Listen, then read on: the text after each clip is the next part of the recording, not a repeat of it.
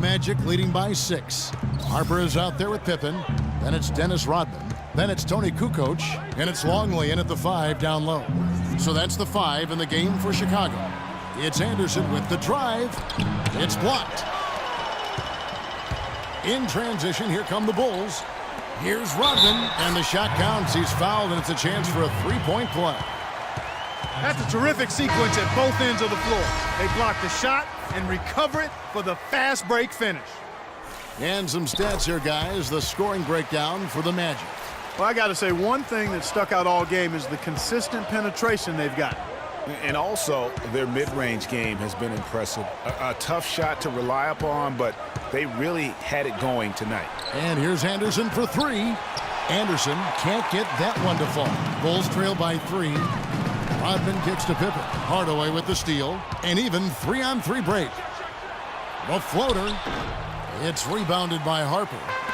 Guys, some great passing from him. Yeah, it makes it tough for the defense to chase that ball around when it moves that crisply all over the court. Yeah, everybody's touching it, and you're starting to see the assists pile up because the rhythm is on display offensively. Kicks it to O'Neal. Count the bucket. And the Magic lead by 3.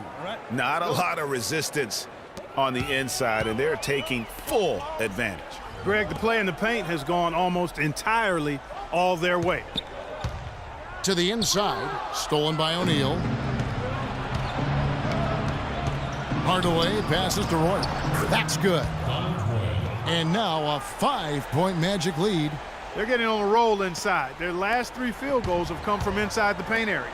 There's got to be a wall of defense when it comes to attacking the paint. Plain and simple.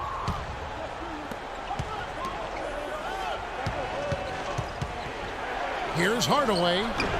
Chicago grabs the miss. Bushler, the pass to Longley. Here's Pippen, and it's good. Fought through contact, hits the shot. He'll go to the free throw line. That's really told the story today, guys. I mean, throughout this game, they've been able to get the ball in tight and then finish. More active and more physical down low. That's what's really been the difference thus far. Jordan, he's checked in for Chicago.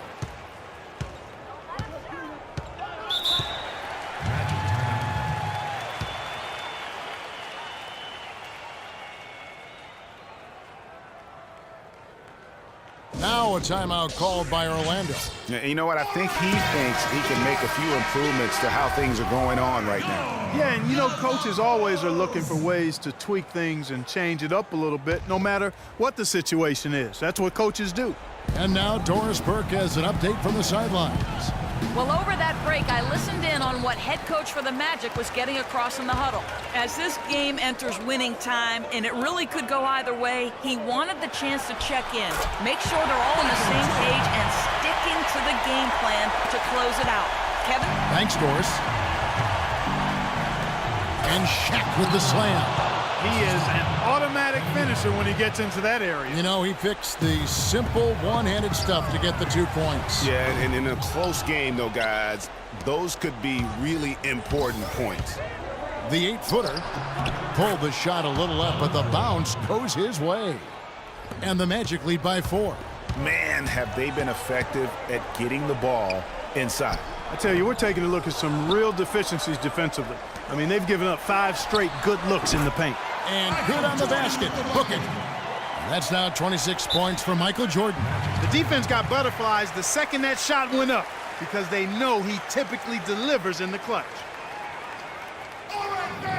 Time call here. The Magic decide to talk it over. Scott is checked in for the Magic. Into the lineup for the Magic, Dennis Scott. Here is Anderson. We've got 1:55 left in the 4th quarter. Hardaway for 3. It's hauled in by Longley. He just has not been able to get into that groove yet, guys, but as a whole, it hasn't affected them too much. Orlando leading. Now Hardaway. Drive by Scott, but he gets it back. The kick out to Anderson. Hardaway for three. And you know that's going to be goaltending, guys, so that's a free basket right there. He almost got to that shot in time, but not quite. You can't touch the ball once it's on the way down. Chicago calls timeout. They're behind by 5. 1:25 left in the fourth quarter.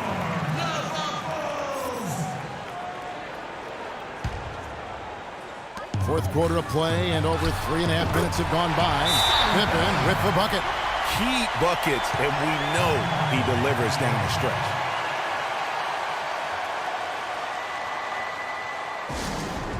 Now a timeout called by Orlando. They're ahead by 3. 1:22 left in the fourth quarter of this one.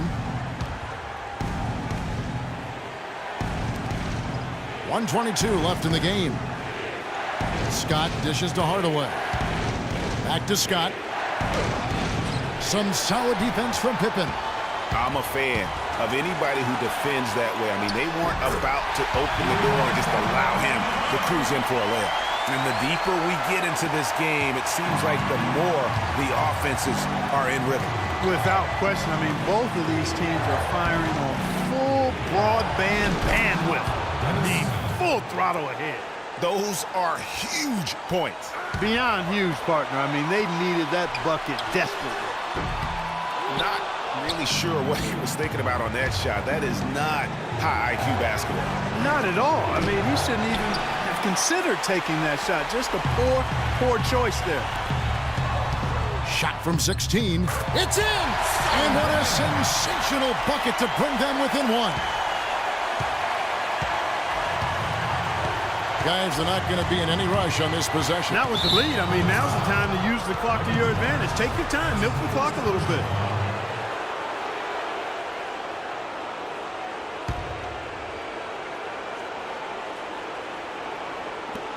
.32 seconds left in the fourth quarter.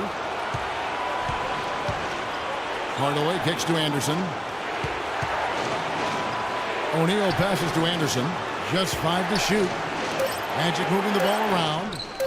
Buries it. They do have a foul to give here. You might see them use it at some point.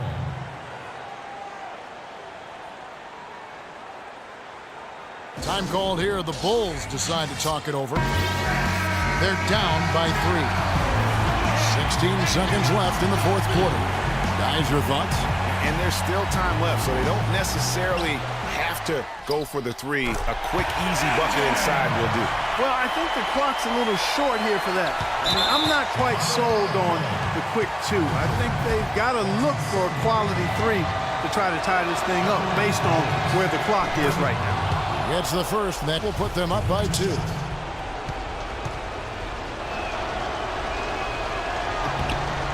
And he hits both free throws here. So now it's a 3-point game. And the perfect time to be perfect at the line. Only a 3 can tie it now. Chicago calls timeout. They're trailing by 3.